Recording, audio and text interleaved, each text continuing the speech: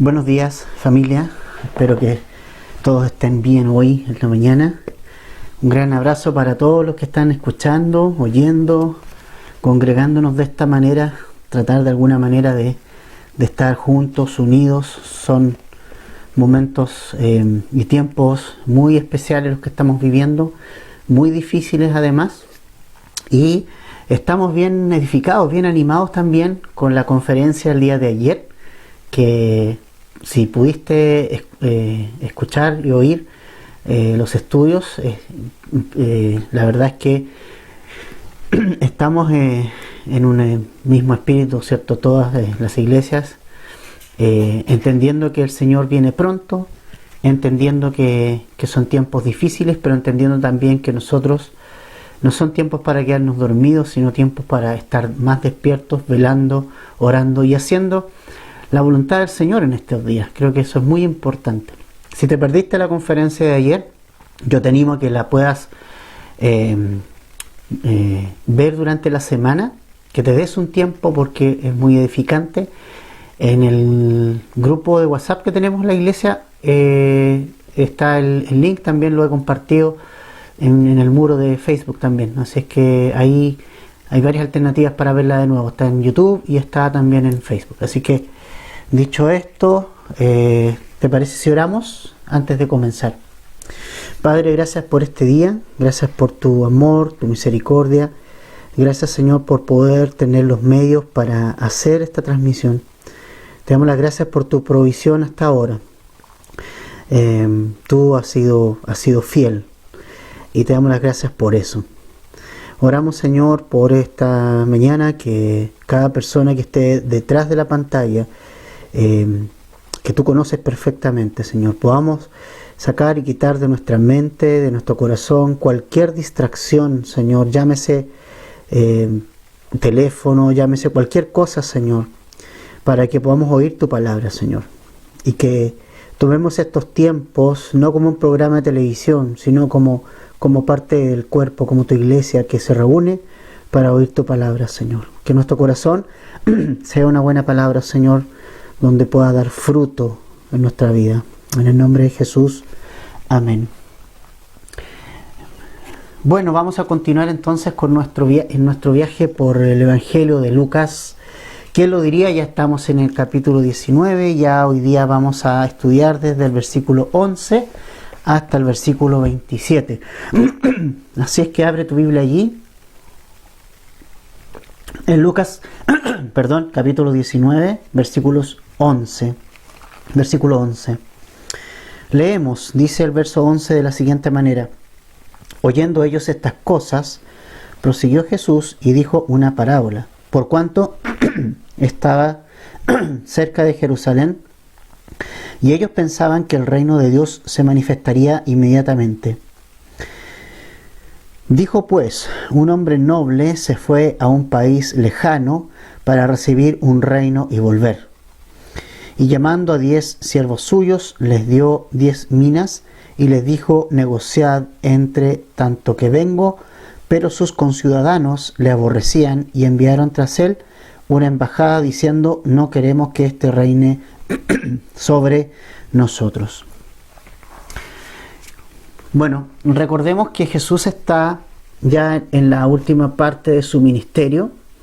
Jesús ya está viajando hacia Jerusalén por última vez, y como él ya lo ha anunciado antes, él viene para ser golpeado, para ser vituperado, va a entrar a Jerusalén y va a ser entregado a los gentiles para ser juzgado injustamente. Él va a ser y recibir azotes, él va a recibir finalmente la condenación y va a ir a la cruz. Eso es lo que finalmente va a suceder en este último viaje de Jesús a Jerusalén, algo que estaba escrito miles de años antes. Y esto es algo importante. Jesús no fue este Jesús, el que nosotros seguimos, el de la Biblia, porque nosotros no seguimos otro Jesús que no nos describa la Biblia. Este Jesús, el que describe la Biblia, no fue un loco que apareció, no fue un personaje que apareció de la nada y que dijo que era el Hijo de Dios y podríamos decir engatusó a las personas a que lo siguieran, no. El Jesús que nosotros seguimos es un Jesús en el cual nosotros creemos y tenemos una base sólida y firme, porque Él cumplió más en la primera venida. En esa primera venida Jesús se cumplieron más de 300 referencias del Antiguo Testamento en su persona. Y eso es suficiente para entender que el Jesús que nosotros seguimos y que está en la Biblia es el Mesías, el Hijo del Dios viviente. Y por lo tanto, Él ahora lo que va a hacer es ir a Jerusalén y sufrir lo que tanto ya nos ha dicho, lo que le ha dicho a sus discípulos al menos en 3 oportunidades, que va a ser crucificado, que va a ser juzgado y que allí va a morir en una cruz, pero también les ha dicho y le ha dado la noticia de que Él va a resucitar al 3er día y que Él nos va a traer esperanza. Pero la verdad es que es interesante porque en esta ruta que Él ha querido tomar, tomó la ruta por Jericó. Recuerden ustedes que hay más rutas para llegar a Jerusalén, pero la que Él tomó fue por Jericó, precisamente porque allí iba a estar un ciego ahí, mendigando, a quien Jesús perfectamente sabía que iba a estar allí, a quien Jesús quería salvar. Y estaba Zaqueo, un publicano, un hombre muy lejos de todo, de lo que significa Dios, pero a quien también Jesucristo quiso salvar.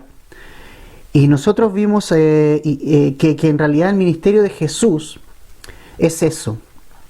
La primera venida de Jesús marca algo importante, que esa primera venida, Él vino como el Cordero, como el siervo sufriente, para morir por los pecados de este mundo. Él vino a buscar lo que se había perdido, como Jesús mismo dijo ahí en la comida con Zaqueo. Ese fue el ministerio de Jesús. La primera venida de Jesús marcó eso. Él vino a morir en una cruz. Él vino a entregarse voluntariamente. Él dijo, yo tengo el control. Él dijo, yo mismo pongo mi vida y después la vuelvo a tomar. Jesús nunca perdió el control de lo que iba a suceder en Jerusalén y lo que está sucediendo camino hacia allá. Él siempre tiene el control de todo lo que está ocurriendo. Él vino a cumplir las escrituras que estaban determinadas en el Antiguo Testamento de lo que iba a ocurrir en esta primera venida. Pero esta primera venida marca eso, marca que Él vino a buscar lo que se había perdido. ¿Y qué se había perdido? La raza humana completa, el mundo entero.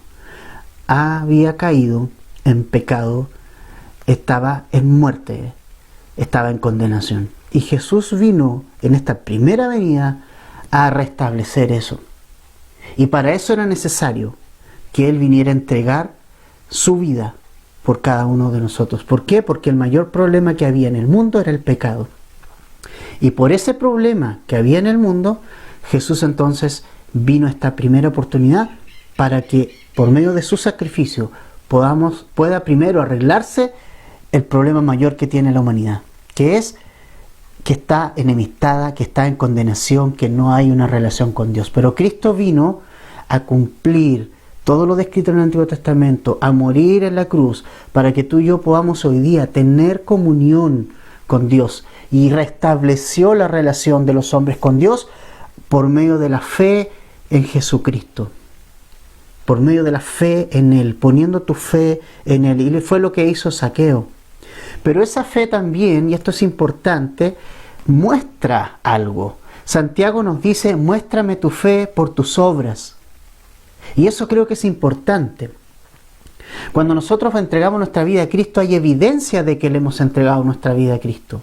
Y esa evidencia la vimos muy bien en la vida de Zaqueo, que no se nos describió nada de lo que Zaqueo nos dijo, mira, yo sentí esto, yo sentí lo otro, no, porque no es algo emocional. Pero Zaqueo dijo, se paró y dijo, después de conversar con Jesús, después de haber tenido esa conversación íntima, Zaqueo se para y dice, voy a devolverle todo lo que le robé a la gente. Recordemos que un recaudador de impuestos era que se hacía su riqueza robándole a las personas, prácticamente era eso. Y Zaqueo se para y dice, yo le voy a devolver 4 veces a aquel que está fe. Entonces, esa es la conversión real, ese es un nuevo nacimiento. Eso es una evidencia de que Jesús entró al corazón de la persona, no que haya levantado la mano en una iglesia y haya pasado a un altar. Probablemente tú hayas hecho el ejercicio, pero si en tu vida no ha cambiado nada, entonces no hay evidencia de un nuevo nacimiento. Creo que es súper importante este punto, que lo volvemos a reiterar antes de continuar con nuestro pasaje, que la evidencia de una fe genuina está en lo que sucede en mi corazón y en mi vida. Algo pasa. No vivimos, no seguimos siendo los mismos. Y eso es lo que vimos en Zaqueo. Un hombre perdido, un hombre rechazado, un hombre pecador. Jesús quiso ir a comer con él, Jesús fue donde él, Jesús le llevó el mensaje de las buenas noticias y este hombre fue salvo. Así funciona. Es el mejor ejemplo de lo que Jesús vino a hacer en esta primera venida, a rescatar, a salvar lo que se había perdido. Y tú y yo estábamos perdidos. Ahora fíjate lo que pasa con el verso 11. Oyendo ellos estas cosas. Recuerden que viene una gran multitud con Jesús. Recuerda que viene un montón de gente con una expectativa de Jesús.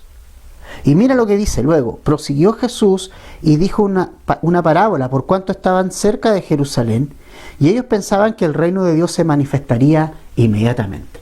Ok, aquí tenemos algo interesante. Jesús entonces está viendo a la gente, está observando, y ¿sabes qué es lo que está pasando aquí? En este trayecto a Jerusalén, muchísima gente está yendo con Jesús, multitudes lo están siguiendo, sus propios discípulos están creyendo algo de Jesús que todavía no entienden totalmente. Van los 12 apóstoles, van los discípulos, van multitudes y van los religiosos tratando de acusarlo de alguna manera. Bueno, mucha gente va. Y es interesante porque la expectativa que tienen las personas de Jesús va creciendo a medida que va llegando a Jerusalén. ¿Por qué razón?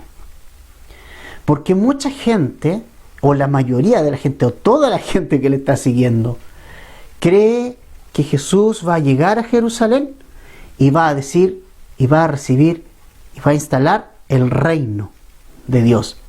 Va a echar y a expulsar a la gente de Roma y va a instalar el reino allí.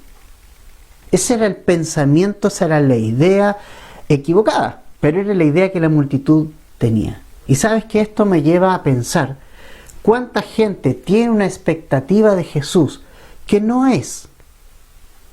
Muchas veces tenemos una expectativa de Jesús que va a ser algo equivocado, porque no hemos ido a las Escrituras, porque ignoramos lo que las Escrituras dicen. Para muchas personas Jesús es un buen hombre. Para muchas personas Jesús es una persona, un maestro que enseñó buenas cosas, que enseñó a la gente cosas del amor. Para muchos Jesús vino a darle a los pobres y quitarle a los ricos. Eso no sale en ninguna parte de las Escrituras. No sale nunca eso. De hecho, en una oportunidad, ¿se acuerdan que incluso una persona le dijo a Jesús, oye, ¿por qué no le dices a mi hermano que reparte la herencia conmigo, que sea justo? Jesús dice, Dios no me ha puesto el Padre no me ha puesto por juez ante ustedes. ¿Recuerdan ese hecho? Entonces, erramos muchas veces en pensar que nos hacemos una expectativa de Jesús, Jesús me va a dar esto, no, Jesús es el Hijo de Dios, primero. Y lo que vino a hacer en su primera venida fue súper concreto y claro. Vino a buscar lo que se había perdido. Y nosotros estábamos perdidos en delitos y pecados. Y eso es lo que Él vino a hacer en la primera venida. Así es que más o menos ese es el contexto de lo que está pasando. A medida que se va acercando Jesús a Jerusalén, el corazón de las personas está latiendo cada vez mayor, hay mayor, podríamos decir, es un tiempo altamente sensible, es un tiempo altamente tenso, porque la relación entre judíos y romanos toda esta época era muy tensa. Flavio Josefo nos dice que en las fiestas de la Pascua, porque recordemos, va a Jerusalén para la Pascua, las multitudes eran tan grandes que llegaban alrededor de 2 millones de personas. Imagínate, 2 millones de personas en las estrechas calles de el Jerusalén antiguo. Entonces, y normalmente en esos tiempos se levantaban sediciones, habían movimientos revolucionarios como los celotes que intentaban tomar el poder por la fuerza y esos movimientos políticos. Y mucha gente equivocadamente pensaba que Jesús iba a hacer algo así. Pero Jesús nos dijo, y le dijo a Pilato cuando estaba delante de él, que efectivamente él era un rey. Pero que él era un rey de los cielos. En cambio, Pilato era un rey de la tierra.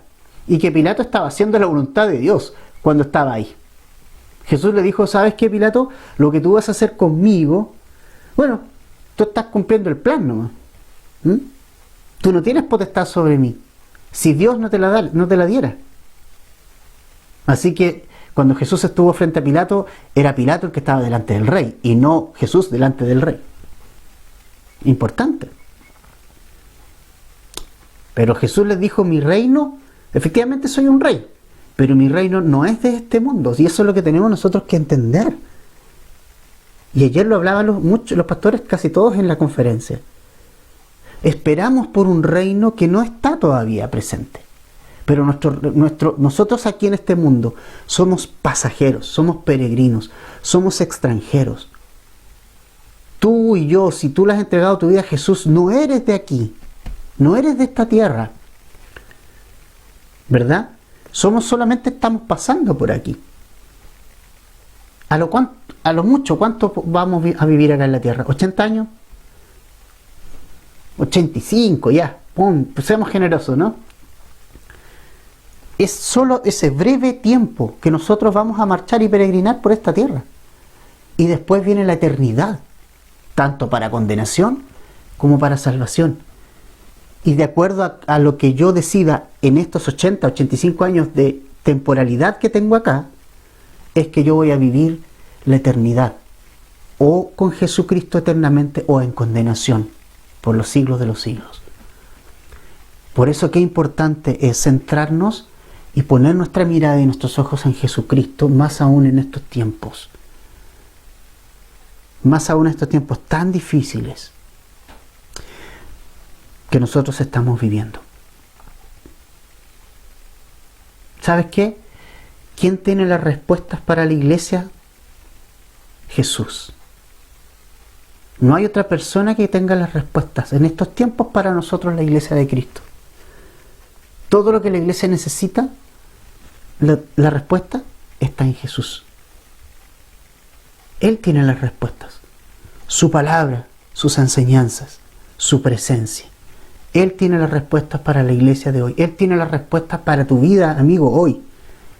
Ya deja de buscar en alrededor, deja de buscar cosas migajas que no te van a alimentar.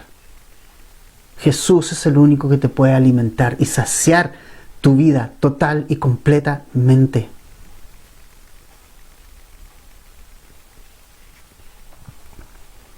Así es que, retomando nuestra idea de nuestro pasaje, la gente tenía una idea equivocada de lo que era Jesús. Por eso es importante que nosotros estudiemos las Escrituras.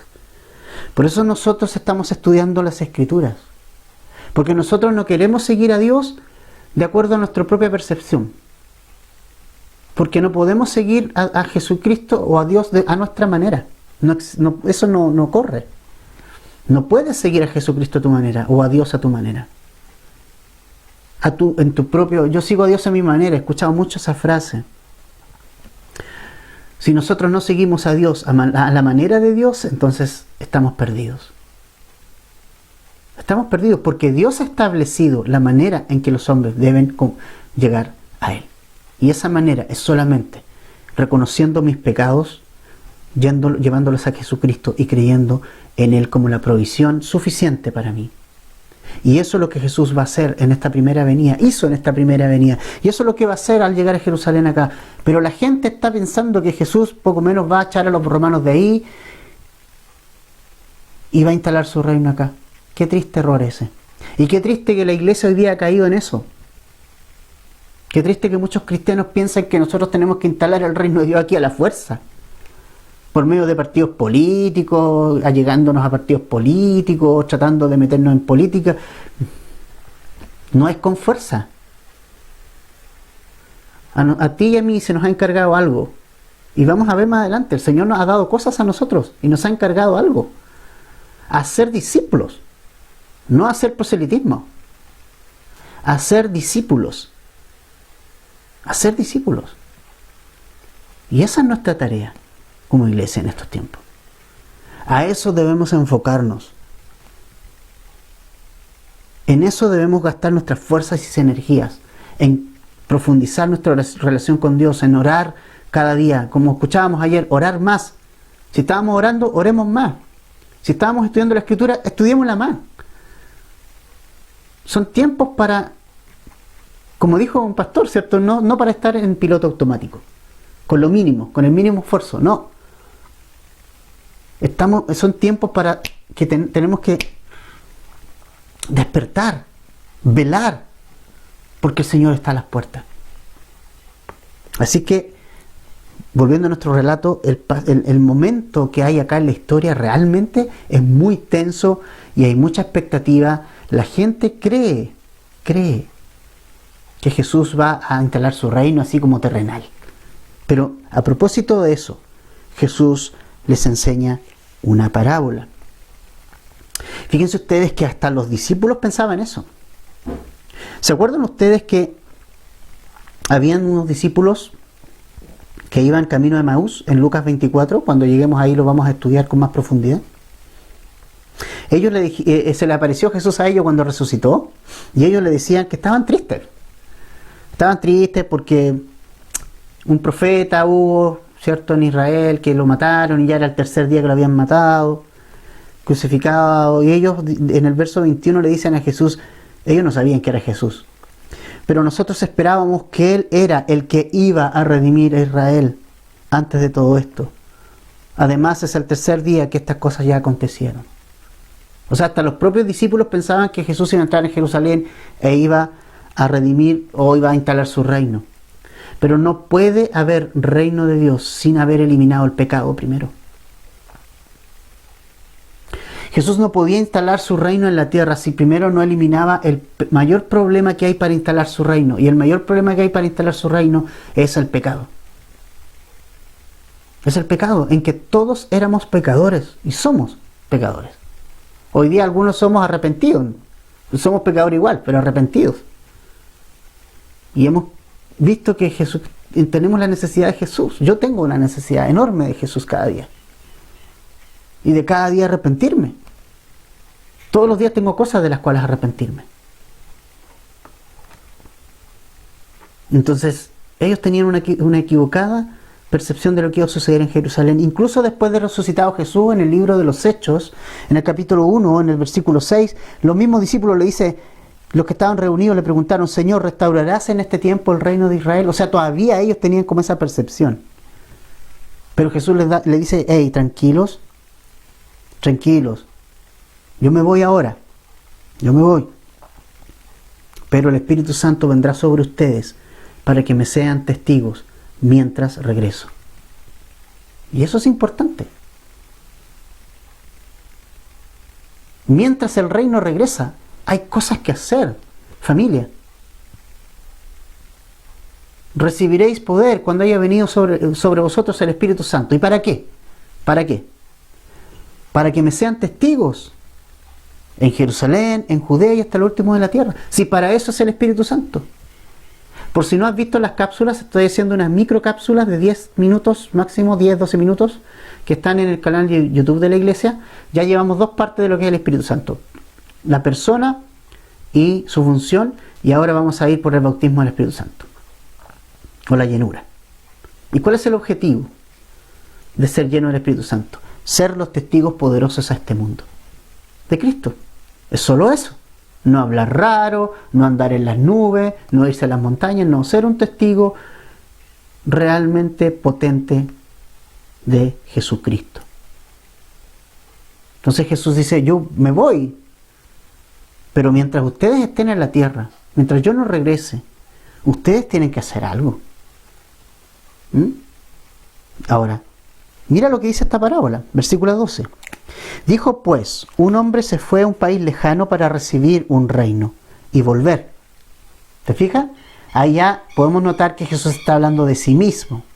Y llamando a 10 siervos suyos, le dio 10 minas y les dijo, eso es más o menos el sueldo de 3 meses. Negociad entre tanto, y les dijo, negociad entre tanto que vengo. Pero sus conciudadanos le aborrecían y enviaron tras él una embajada diciendo, no queremos que este reine sobre nosotros. Ok. Es interesante esta parábola porque fíjense ustedes que en la historia está registrado que Arquelao, Herodes Arquelao, hijo de Herodes, fue a recibir el reino porque a él le correspondía. Hay una historia que había sucedido en Roma hace tiempo atrás, pero los judíos tenían acusaciones contra este hombre llamado Arquelao y no querían que él fuera rey. Finalmente fue rey igual, porque los judíos no podían poner un rey. El que lo ponía era Roma. Y mira, interesante, porque Jesús está usando una parábola que más o menos la gente históricamente conocía para enseñar algo importante. Que Jesús, primero, no va a instalar el reino en esta primera venida. Él viene a terminar con el pecado en esta primera venida. Viene a darnos esperanza, viene a resucitar para que podamos tener vida, perdón de pecados y vida eterna. Y Él asciende ahora para recibir el reino del Padre. Pero Él ahora se irá. Y va a haber un lapso de tiempo en que Él va a estar en el cielo, que no va a regresar hasta su segunda venida. Antes de eso, va a regresar por su iglesia. En el rapto, el arrebatamiento. De hecho, Jesús fue súper claro con qué se iba. O sea, en Juan 14, si tú anótalo para poder avanzar. No te lo voy a leer, pero en Juan 14 Jesús se está como despidiendo de los discípulos. Dice, yo me voy a ir, qué sé yo, y ellos estaban como tristes. Y les dice, pero mira, les conviene que yo me vaya después en el capítulo 16 de Juan, qué sé yo, porque yo les voy a enviar al Espíritu Santo, no los voy a dejar solos, no los voy a dejar huérfanos. Uno de los discípulos le pregunta, pero Señor, ¿dónde vas? O sea, muéstranos al Padre y basta, ¿no? Y dice, yo soy el camino. ¿Sí? ¿Dónde está el camino? Le pregunta. Yo soy el camino. Pero Jesús abandona este mundo y manda al Espíritu Santo.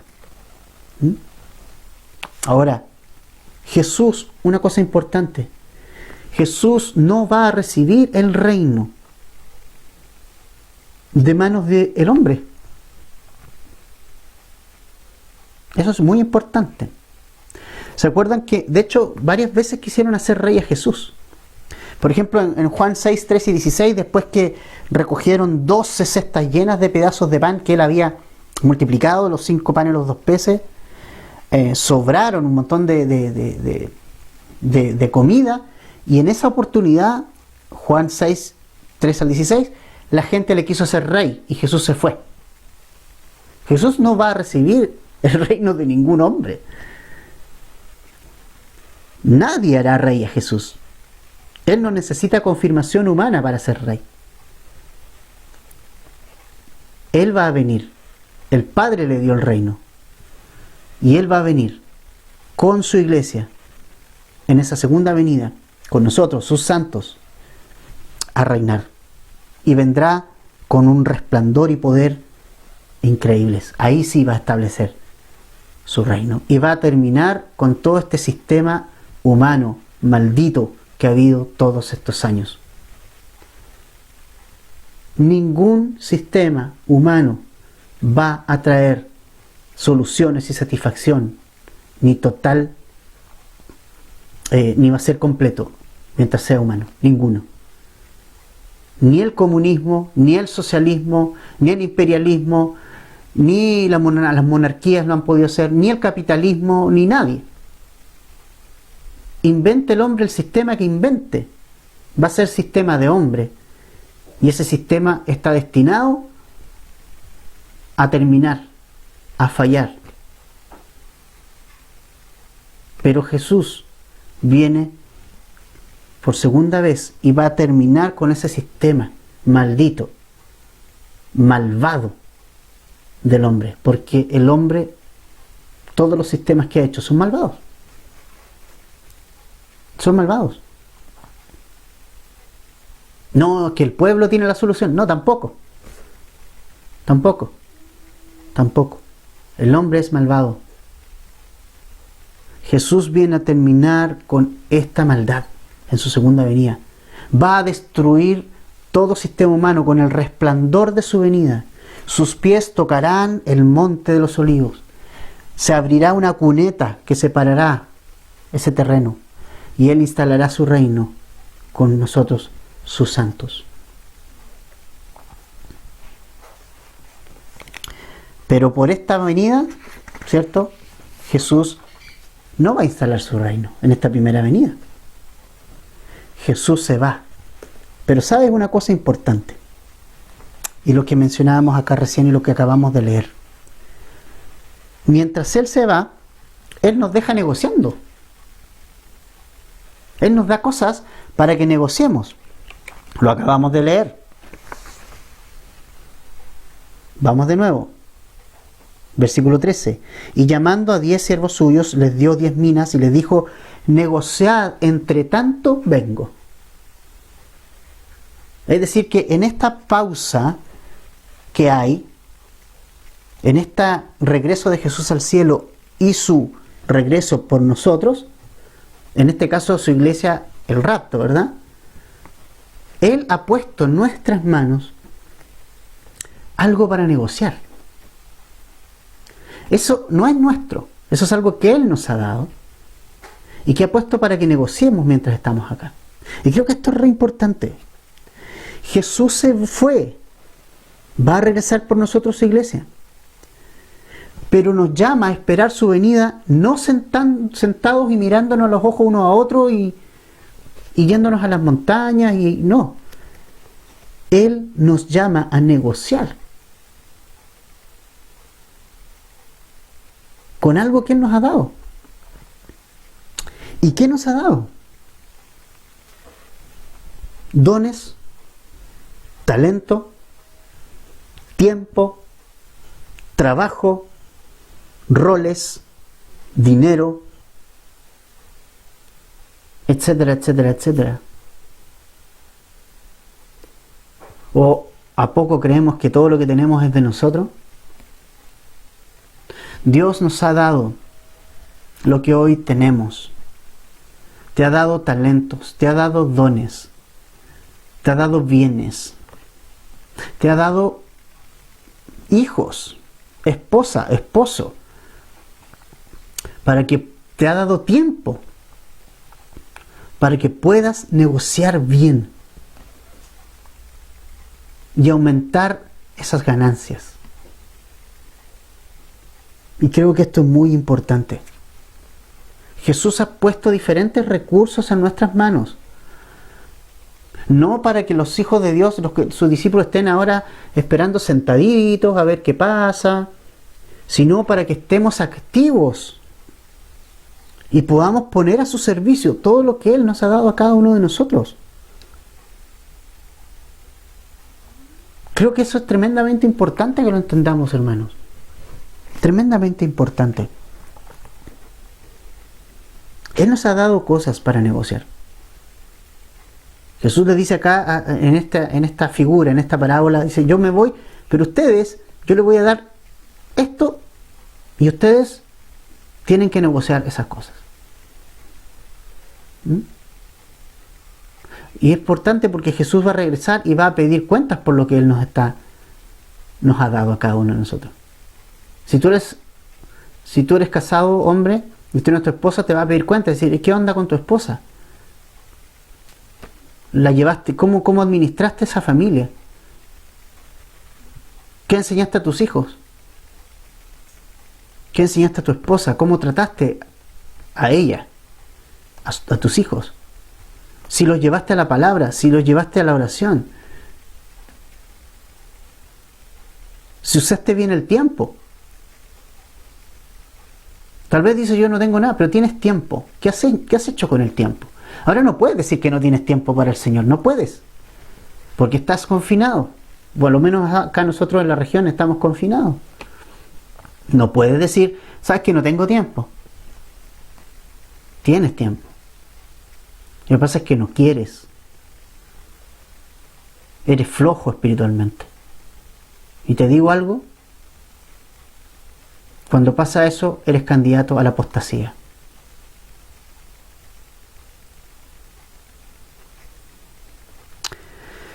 Ahora, hubo un segmento de la gente, unos conciudadanos en esta historia, que no querían que este noble fuera rey.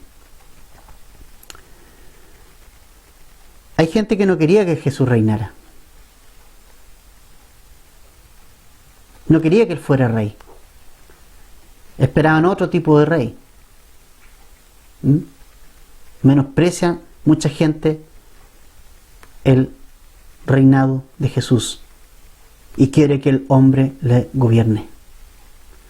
Muchos cometen el mismo error que el pueblo de Israel cometió cuando los gobernaba Dios, pero ellos decidieron y pidieron un rey humano.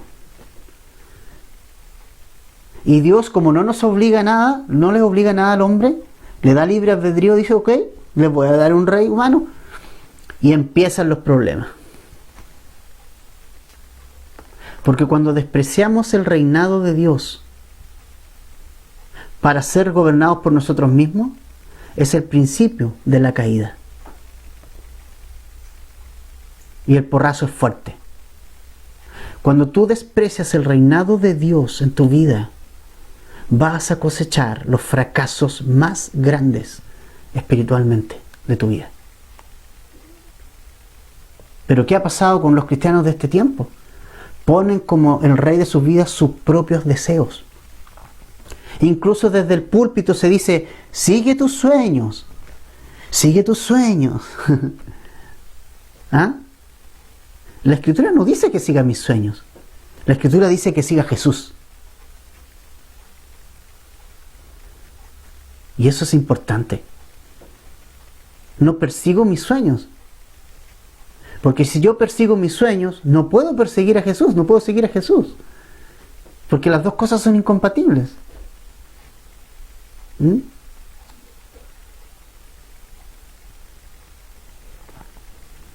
Estamos muchas veces como estos conciudadanos de este noble en esta historia, que rechazamos a Jesús, su reinado. Sabemos que es el Hijo de Dios, sí, yo sé que es el Hijo de Dios y todo, pero despreciamos su reinado. ¿Y sabes qué?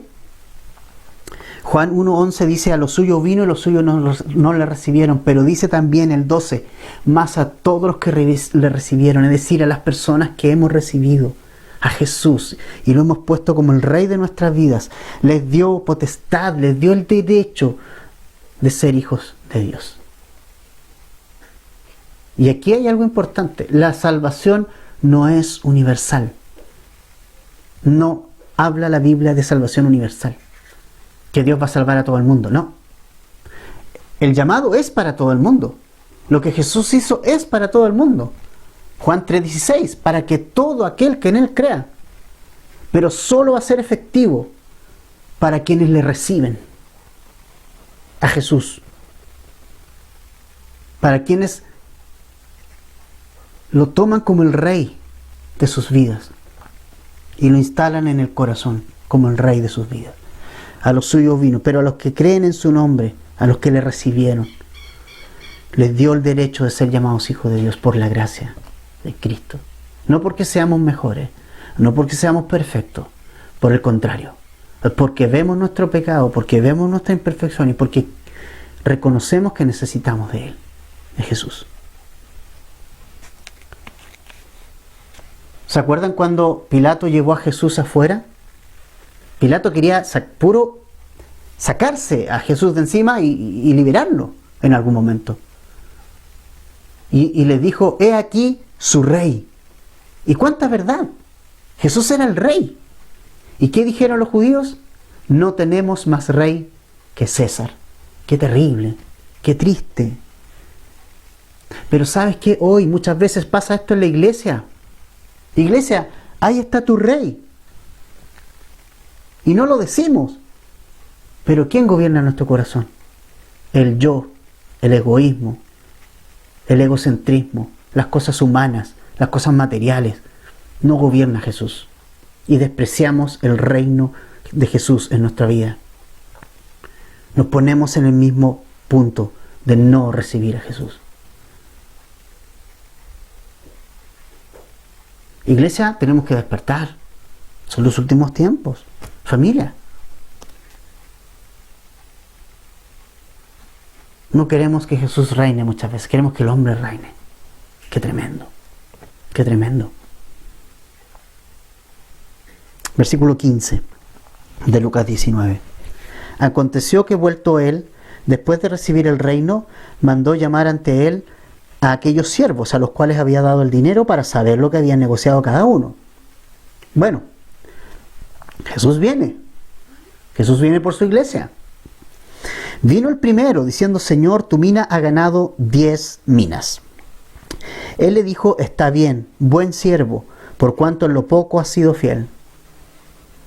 Tendrás autoridad sobre 10 ciudades. Interesante, ¿no? Vino otro diciendo: Señor, tu mina ha producido 5 minas.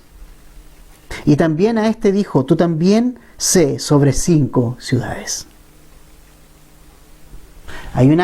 Se fijan que hay una proporción, de acuerdo a lo que cada uno ganó, también le fue dado algo más para que siga negociando, no para que se quede ahí flojeando, no, para que siga negociando. Y finalmente, dice el verso 20, vino otro diciendo: Señor, aquí está tu mina, la cual he tenido guardada en un pañuelo, porque tuve miedo de ti, por cuanto eres hombre severo, que tomas lo que no pusiste y ciegas lo que no sembraste. Bueno, aconteció entonces que vuelto Jesús, o sea, Jesús viene. Jesús viene por su iglesia. Jesús viene por nosotros. ¿No? Y luego viene con nosotros en su segunda venida. Ahora hay mucha gente que se burla de nosotros y dice: pero si ustedes están diciendo que Jesús viene desde el tiempo de mi abuelita, ¿no? ¿De cuántos años? ¿Por qué Jesús aún no viene por su iglesia? La respuesta es bien simple. La respuesta es: no es que falte algo que se cumpla para el rapto de la iglesia, porque ya está todo cumplido para el rapto de la iglesia. No hay ninguna profecía para el rapto de la iglesia que se deba cumplir. Puede ser en cualquier momento. La única razón está en 2 de Pedro 3:9.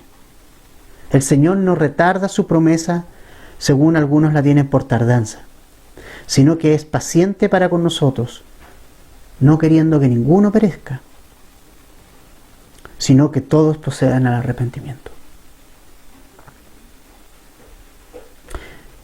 El Señor desea que todos vengan al arrepentimiento. El Señor desea que todos vengan a Él en arrepentimiento y que sean salvos. Ese es su deseo. Pero muchos han despreciado este regalo y muchos lo despreciarán. Así que esa es la razón por la cual Jesús aún no viene. La única razón es la gracia y el amor que Dios tiene por el pecador. Pero el día en que esa persona final, ese último hermano, finalice, o sea, complete el número, será el día en que nos vamos. Ahora, pregunta: ¿qué estás haciendo con lo que el Señor te ha dado? ¿Sabes qué? No debemos ser negligentes en los negocios del Señor, porque el Señor viene a pedirnos cuentas por eso. No debemos ser negligentes en los negocios del Señor. Jesucristo, cuando estuvo perdido, ¿se acuerdan? Andaba en los negocios de su Padre. ¿En qué negocios andas tú? ¿En los negocios de tu Padre celestial o en tus propios negocios? ¿En tu propia agenda?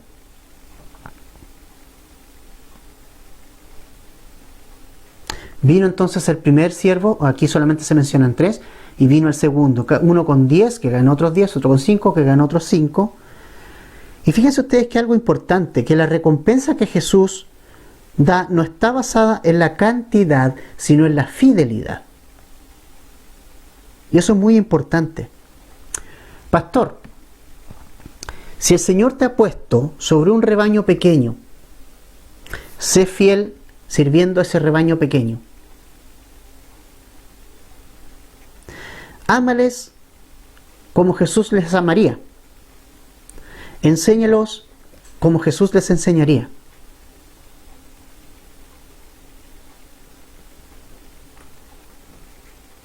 Cuídalos como Jesús les cuidaría. Porque es la fidelidad la que va a ser premiada, no la cantidad, sino la fidelidad. Esposo, sé fiel al Señor cuidando a tu esposa, de tus hijos. Ama a tu esposa como Jesús la amaría. Ama a tus hijos como Jesús los amaría. Cuídalos y trátalos como Jesús los trataría. Enséñales la palabra con tu boca, pero también con tu conducta. Esposa, ama a tu esposo. Sírvele como al Señor. Respétalo. Sométete a Él como al Señor. Levanta sus brazos, asístele. Ama a tus hijos, cuídalos. Solteros, tienen tiempo. Yo hoy casado digo, ¿qué hacía cuando soltero? ¿Qué hacía con el tiempo? Tienes tiempo para servir al Señor. Involúcrate en el ministerio. Involúcrate en la iglesia acá. Ponte a disposición del Señor. Pon tu vida al servicio del Señor. No cedas a las presiones y no hagas concesiones con el mundo. Mantente puro sexualmente, soltero, soltera. Y pon tus talentos y dones al servicio del Señor. Trabajadores, amen a sus jefes. Sean ejemplos para ellos, aún los malos. Amen a sus colegas. Sean un testimonio vivo de lo que Jesús está haciendo en tu vida ahí, en tu trabajo, que el Señor te ha dado.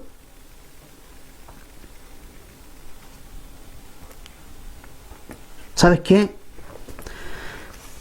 No necesitas grandes cosas para serle fiel al Señor. Simplemente sé fiel con lo que te ha dado.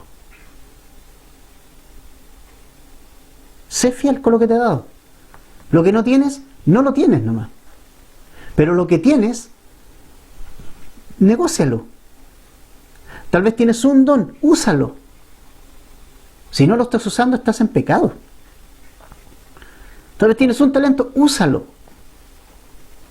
Un trabajo no muy bueno, pero sé luz allí. Sé el mejor trabajador de allí. Lucas 16:10 dice: el que es fiel en lo muy poco, es fiel también en lo mucho.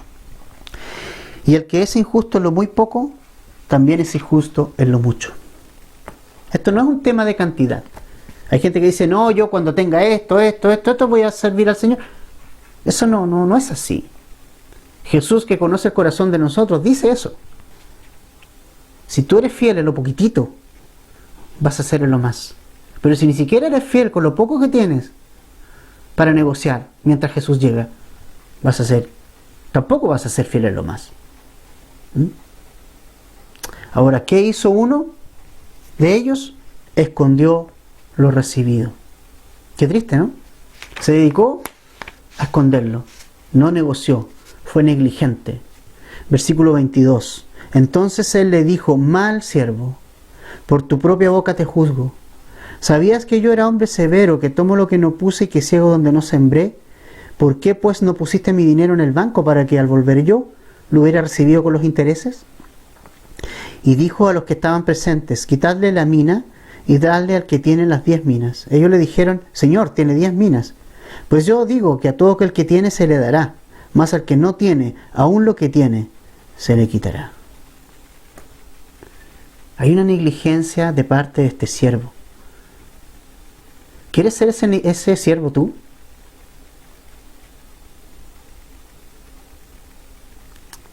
Ahora, Jesús necesita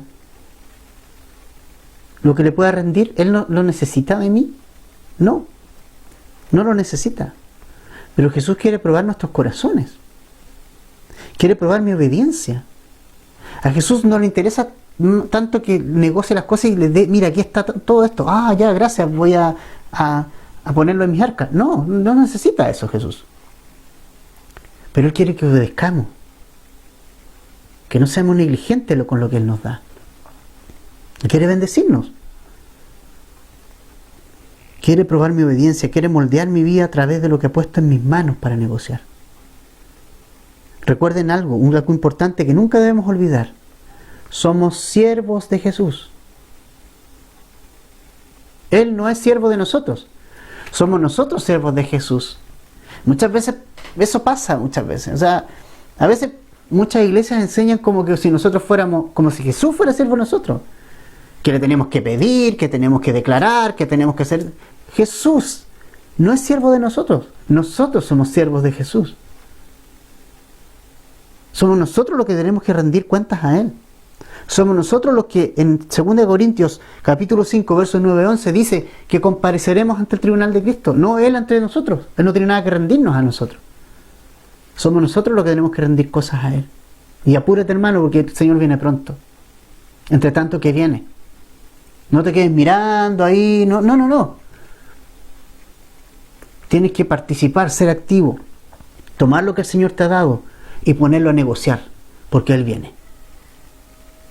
¿Qué palabras quieres oír para finalizar de los labios de Jesús cuando estés frente a Él? Porque tú vas a estar frente a Él. Como cristianos todos vamos a estar frente a Él un día. ¿Mal siervo? ¿Negligente siervo? ¿O buen siervo y fiel?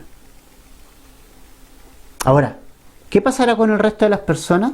¿Qué pasará con ciudadanos que no recibieron a este rey, que rechazaron el reino de este rey?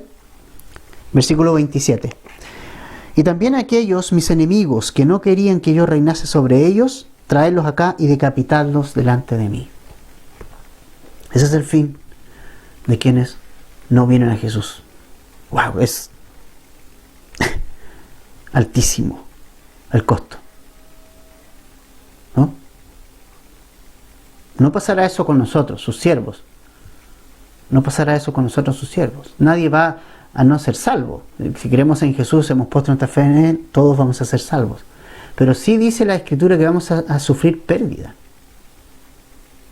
si no hemos negociado lo que el Señor ha puesto en nuestras manos.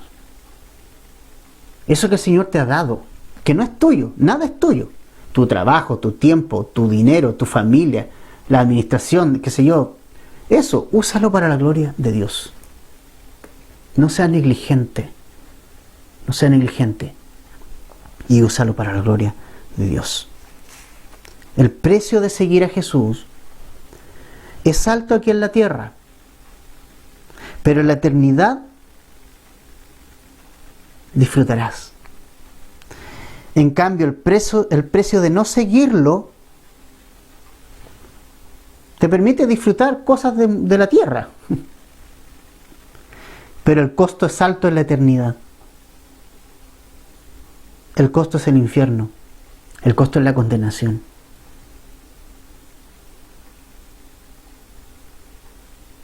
Pero amigo, no tienes que pasar por esto. No tienes que pasar por esto. No tienes que ser condenado. No tienes que ser decapitado. Ven a Jesús. Él te ama. Y por eso Él vino por primera vez. Esa fue la razón de su primera venida a este mundo. Humilde. Cuando se escuchó ese llanto allá en Belén, hace más de 2000 años, y nacía este niño por obra del Espíritu Santo. Estaba naciendo el Salvador de este mundo.